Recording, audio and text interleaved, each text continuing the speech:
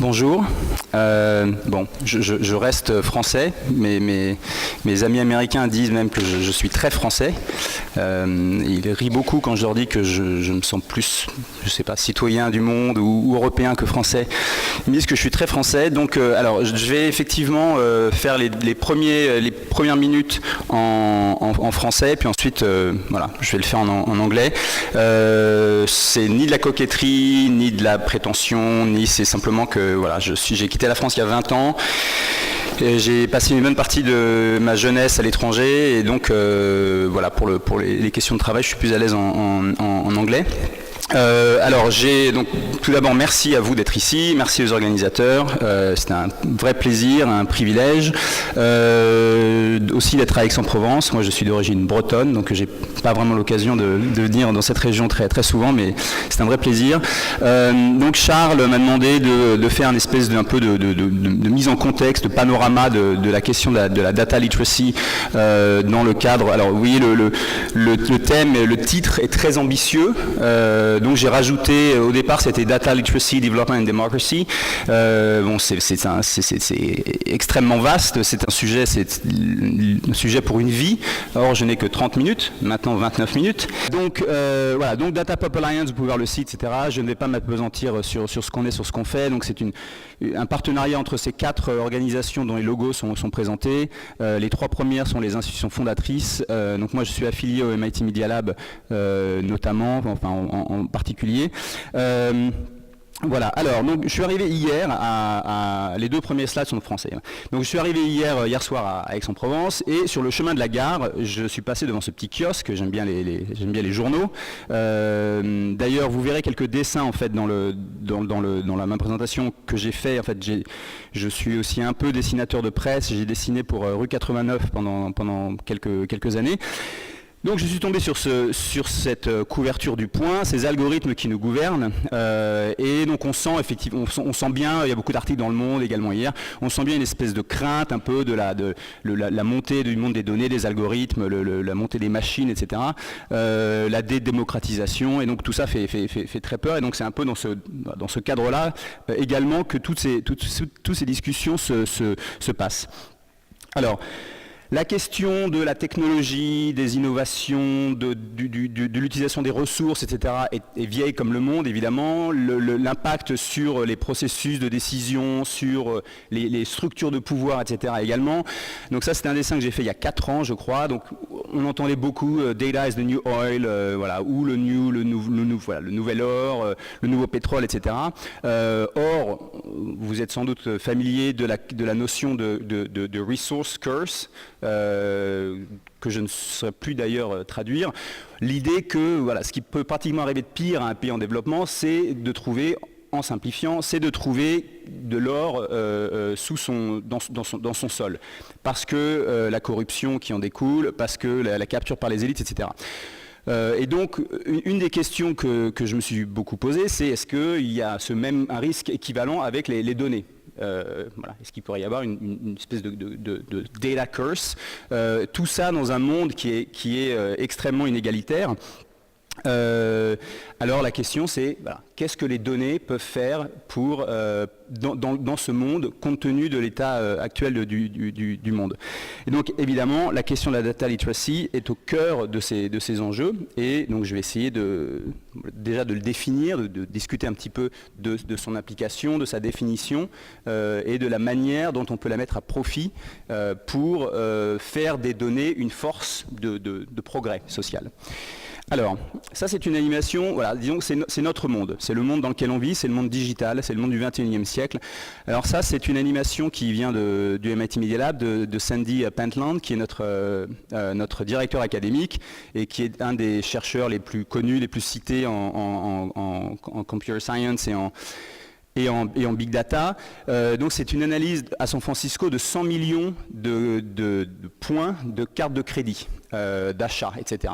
Et donc sur cette base, ils ont construit ces tribus ou ces groupes qui ont des comportements d'achat assez similaires. Et donc il y a X applications possibles. Voilà, c'est simplement pour vous montrer. le genre d'analyses qui sont faites, et on voit effectivement, on a tout de suite un peu la crainte du Big Brother, la crainte de la surveillance de masse, et puis on se demande combien de personnes sont capables de faire ce genre de choses. Donc ça peut effectivement créer renforcer des processus inégalitaires. All right, so now I'm switching. Okay, so I would say that so what other people have called the age of data started about in 2008. So you can see this quote by Joel Hellerstein, who's a computer scientist at UC Berkeley. So we are at the beginning of what I call the industrial revolution of data. So it's like politically loaded, this notion of an industrial revolution of data. Also in 2008, so you had this paper article by Chris Anderson saying the data deluge makes the scientific method obsolete. And he said with enough numbers, like the numbers speak for themselves. So all the social scientists went bollocks, while you're saying the end of theory, that you just have to crunch numbers and you get to the truth. That was pretty controversial. And also in 2009, you had this article published in Science about the advent of this new field, computational social science. And then in 2010, Drew Conway drew this nice little Venn diagram about data science as being the intersection of three sets of skills. So substantive expertise, math, and hacking skills. So this was sort of the early years of this phenomenon. Second, in 2013, so the UN Secretary General put together a high-level panel. There's never low-level panels at the UN. They're always high-level. And this panel met, talked, and this is when they sort of announced a call for a data revolution. So I think, to my knowledge, this was the first time that it was actually mentioned in a sort of policy setting, this notion, a call for a data revolution. But in this, interestingly, in this paper, this report, there were only 3 mentions of literacy, and literacy in this report, so 2013, it's yesterday, 3.5 years ago, was referred to as standard or basic literacy, so the way we would understand it normally. And there was no mention of data literacy, and actually literacy was distinguished from numeracy.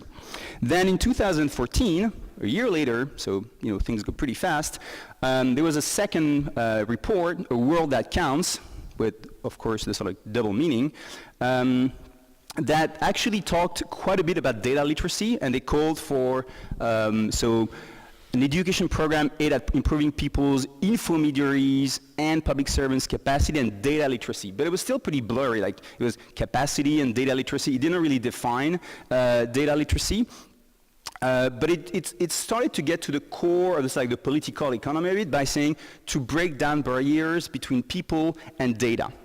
All right. But at this point, we still don't have a really good definition or conceptualization of data literacy. So this is still in 2014, both are from 2014, both articles. So the first one, you see what it is and why none of us have it, data literacy in Forbes. And then the second one, democratizing data, why data literacy will be the most important new skill of the 21st century. So, but we still don't have a definition. So I'm just going to show you 2 extracts from these articles to show the limitations of the sort of common understanding of data literacy. So the first one says essentially, so it talks about this company that crunches 18 billion data points per second, all right? And it says, so it's very hard to find insights from that, very few people can do it. And then it says, it ends in bold, the ability or ease to do so to crunch these numbers, is what is called data literacy. Well, I disagree with that, but this is sort of the take in this article. Secondly, the second article says, well, to increase data literacy across an entire organization, you need something often referred to as data democratization. That is, a data platform that works equally well for the marketing, sales, and editorial teams. So likewise, when we talk about industrial revolution, democratization, the notion that data literacy is just the data platform that works equally well for the marketing, sales, and editorial teams seems to be missing the point quite a bit. So then, very often if I were to ask you, or people who are not very familiar with the concept, what is data literacy, I think most people will come up with this kind of definition. Something around the ability to understand, find, collect, interpret, visualize, and support arguments, and you can add other verbs, using quantitative and qualitative data. And that seems a pretty reasonable definition, but here, of course, so both pictures refer to like the NSA and the surveillance program, and it gets to the point where a junior NSA analyst, by that definition, is extremely data literate. It's pretty hard to become more data literate if you think this is the definition of data literacy than a junior data analyst at the NSA or at Amazon is actually extremely data literate. So the question is whether this definition is a necessary condition, yes or no, and is it a sufficient condition, yes or no? And is then a data literate society, would it be a society of data scientists, for instance? I show you the sort of the Venn diagram. Is this where we're going? Is this what we want? And more fundamentally, so should data literacy be promoted? Why and how? So I actually went back, so we wrote a paper about a year ago on data literacy, and this is how Charles got in touch with me and invited me, about actually data literacy, because we kept hearing the notion being thrown around, used a lot, and so I said, okay, we're going to write a white paper about it, and we're going to go back, we're going to do our homework, we're going to go back and look at literacy, like first. What is the definition of literacy? Where is this coming from? What is the sort of like the history of literacy? So this is taking a sort of like long-term historical perspective. And so the line here at the bottom, do you have any idea what the y-axis is? It's pretty straightforward. So what basically was pretty flat for hundreds or thousands of years, and then all of a sudden just took off. Well, if you look at the x-axis, these are billions. So anyway, it's the world's population. It's just the size of the world's population.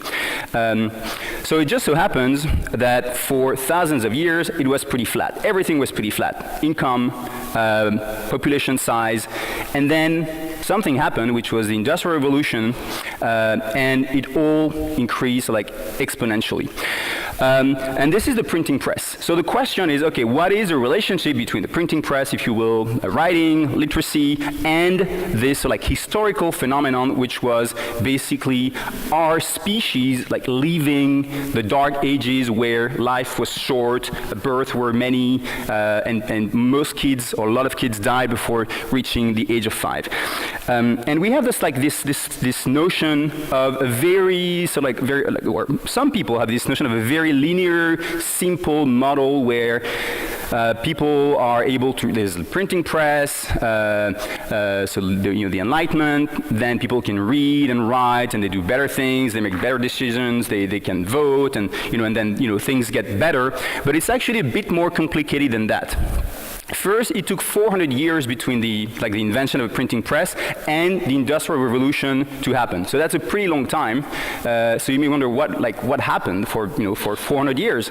And then also during the so you see those kids working in factories, very well known fact. So it's not exactly empowering, or it's not exactly what you would like for a society. So if you look deeper at the relationship between literacy and development and democracy in those years, so you can see those two quotes. In a nutshell, the argument is that in the early decades of the Industrial Revolution, the economy, the nascent industrial economy, needed a pool of people who were sort of literate, and at the time being literate meant that you could sign your name instead of doing a cross. So it was a pretty low bar.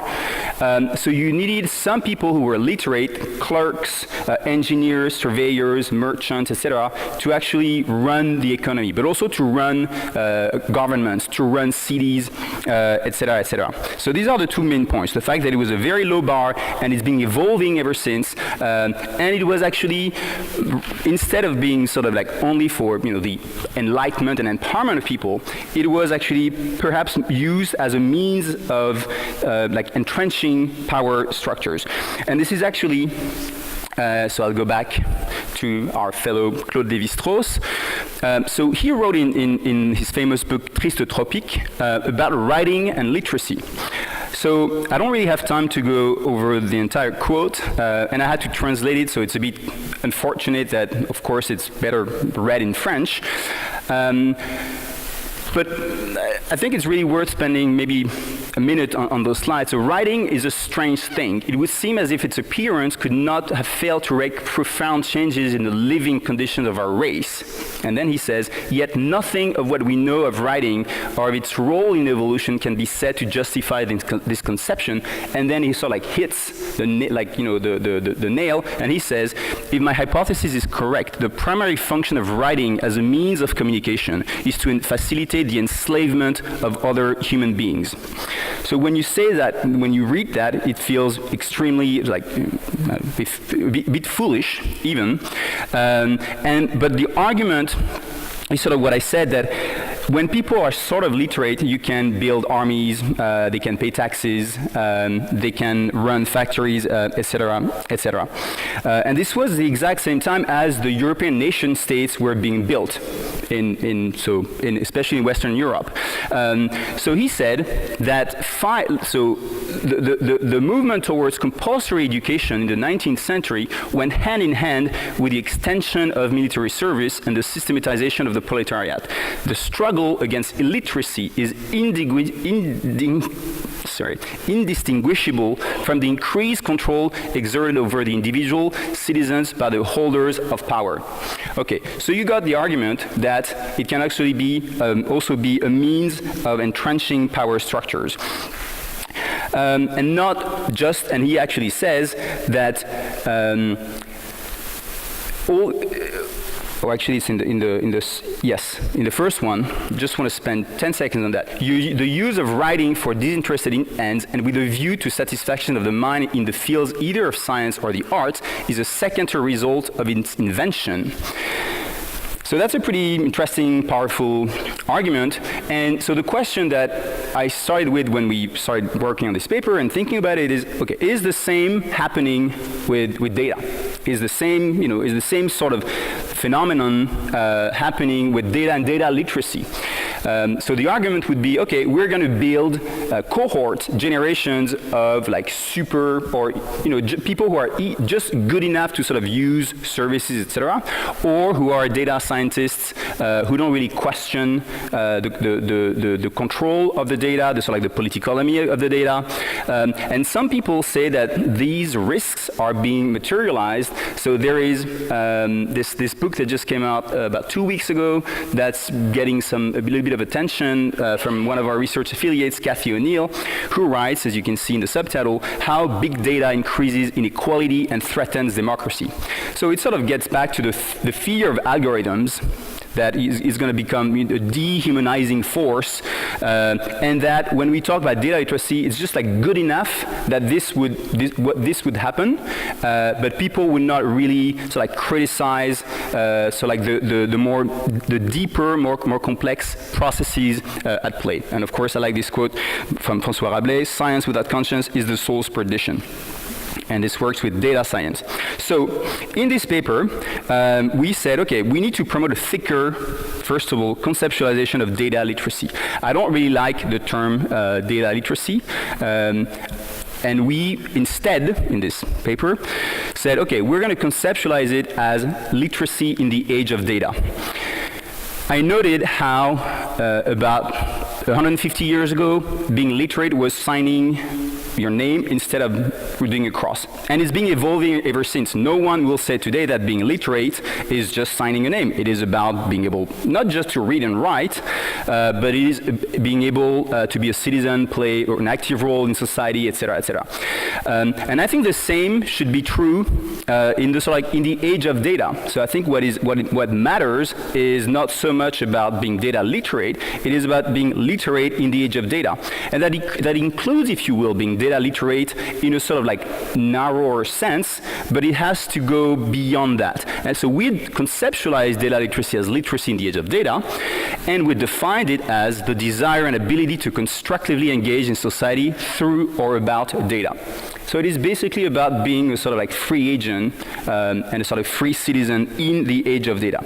Now, what does it take? How do you try and do that? So first, I think, and this is, so these little so like icons and are so what we developed for a professional training program that we're running in about 10 countries, developing countries, to professionals, national statistical officers, etc., about big data and development. So we said, okay, we're going to identify and strengthen 4 building blocks of literacy in the age of data. So you see them. So the first one is what we call something called C2, which stands for context and concepts. It is to give people a good sense of pretty much what I just talked about. Like, where are we coming from? Like, where is this coming from? What does it mean to be literate? Why does it matter? So to give tools and concepts to understand, to put this in a larger historical and political perspective. As a case in point, so something that I think is important is, so my work is in big data. And a lot of people say, well, big data is just, big data. And in French, it would be données massives or grosses données, or etc. And I think it's a very bad definition, or it's a very bad translation, because it's not really about the size of the data. It's about the nature of the data. So these are crumbs, little breadcrumbs, des petites miettes, des particules, that we sort of leave behind as we move around and as we interact with digital devices and services. So that's the real change. Surveys, censuses are controlled processes. They are controlled by authorities. This is not controlled. At least the generation process is not controlled. And then around that you have capacities, machine learning, algorithms, of course, and around that you have big data communities. I don't have time to go at length on like why and how I think that changing our understanding of big data, not just as large data sets, but as a new ecosystem, as a socio-technical phenomenon, is critical. But I'm happy to talk after the presentation. The second one is actually what most people would jump to when they talk about data literacy, methods and tools. And this is very important. This is critical. But it's just that it has to be part of a larger picture. So the second one is methods and tools. It would be about understanding a graph, being able to make inferences from the data, being able to write in R and Python. I think in the next generation, so the one that I call the data generation, it might seem as odd to put on your resume that you are proficient in R as it is today to say that you are proficient in Excel. It would be taken for granted. And now someone who's 25 who says that he or she is proficient in like Microsoft Word, Office, Excel, etc., is a bit odd. It's like, yes, sure. Thirdly, there's the whole like storytelling, and so Rahul and Catherine, for instance, will so present their work. So there's the ability to tell stories, to make decisions, to shape incentives through, here it's big data, but like through data. So the ability to sort of use the data to influence the ecosystem around you. And then fourth, there's this, as a building block, having at all times, considerations for ethical principles, ethical practices, and civic engagement. It shouldn't be a revolution of the geeks. It shouldn't be a revolution of the bean counters, where the bean counters are INSEE in France or researchers. It has to be a sort of people-led and shaped revolution, and not a data revolution, a revolution through data. I like flipping things, and I'll get to that at the end. So these are, for us, the four building blocks of literacy in the age of data. Now, let me end in the next 7-8 minutes by trying to dig a bit deeper on the sort of requirements or processes through which these kind of social change can happen and what it should lead to. I think the first one is that people in the age of data, literate people, so a literate citizenry, will care about and have control over the use of their data. We all, most of you see lots of computers. I've been traveling in Italy and France for the past, in trains, and everybody was with their cell phones and talking and etc. And we all know that. And we, to use those services, to use credit cards, we consent, we check boxes, yes, I agree, but none of us reads the terms and conditions. So that's a first problem, and it's been seen in the case of the so-called Facebook emotional study, where they tweaked their algorithms. It was perfectly legal, but people freaked out and said, not okay, you cannot do that. We did not give our informed consent.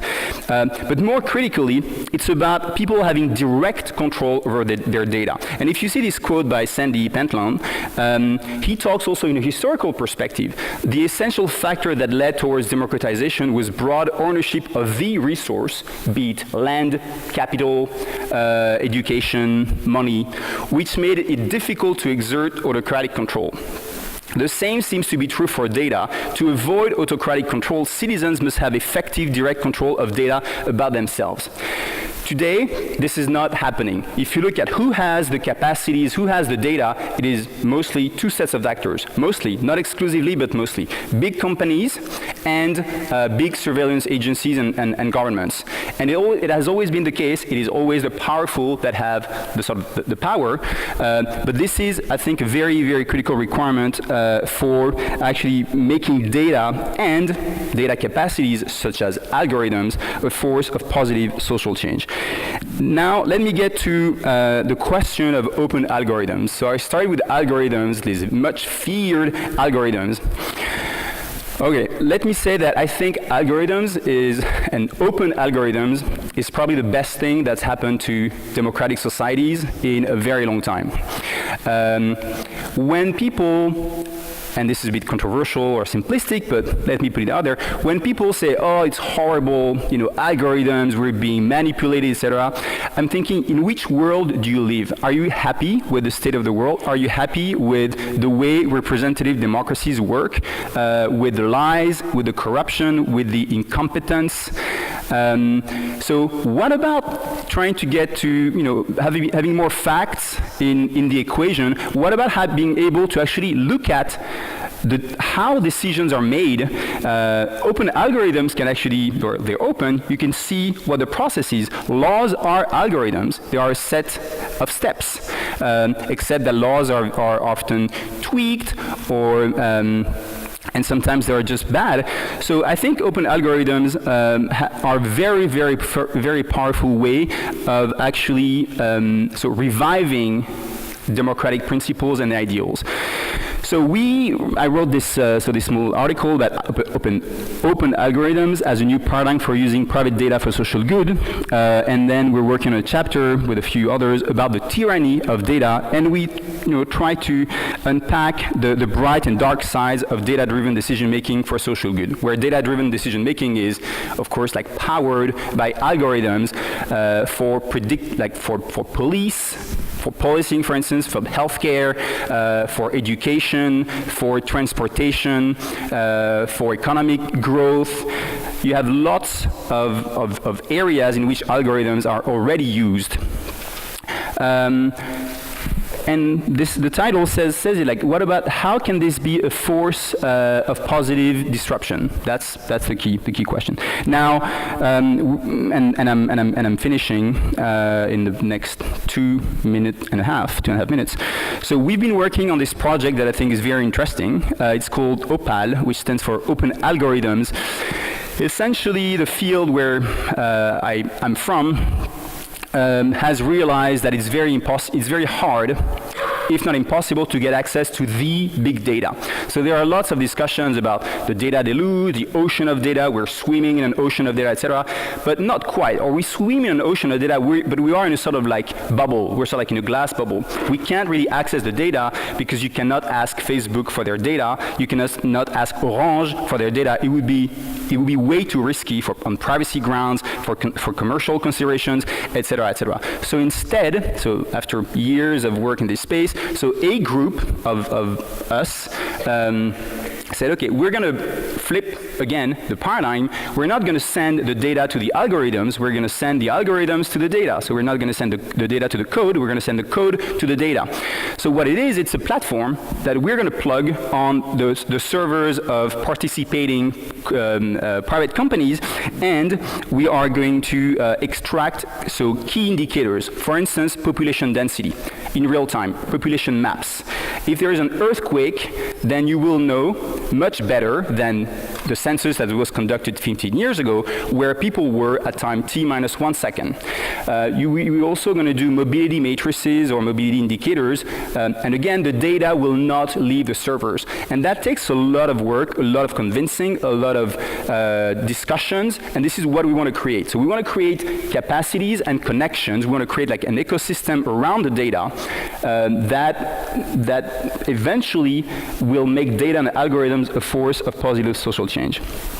And I'm ending. So these are the countries on which we're going to focus. So the first two are Colombia and Senegal, and it's been like long in the making, but we seem to be getting there. And then there are these other countries. Usually it's the national statistical offices, but also universities and civil society groups that are interested. And last, we were also working on a global education program to promote mass literacy in the age of data in those like we call data spaces. So I'm at 29 minutes and 47 seconds. This is my last slide. So data may be the most valuable resource of the 21st century. I think it's the most economically valuable resource of the 21st century, and also possibly the strongest political lever of the 21st century. Of course, it can be used for good or bad. It's like a hammer. You can do lots of good things with a hammer. You can do lots of bad things with a hammer. So you can either entrench existing power structures or you can disrupt them. Thirdly, I think a true data revolution or big data revolution is instead a radical socio-political evolution through data. So using data to make those changes. And it will, of course, require promoting data literacy as, I think, literacy in the age of data. So go beyond just providing skills, including providing skills, but going beyond questioning the power structures around the data. And fifth, I don't think this is going to happen organically. I think there's a real need. There are two paths ahead of us. If we want to get on the right track, we need to make very forceful strategic investments. And a lot of us today in this room are already working on that. So I will end here, and thank you very much for your attention. And this is our contacts and my contacts if you want to continue the discussion. Thank you.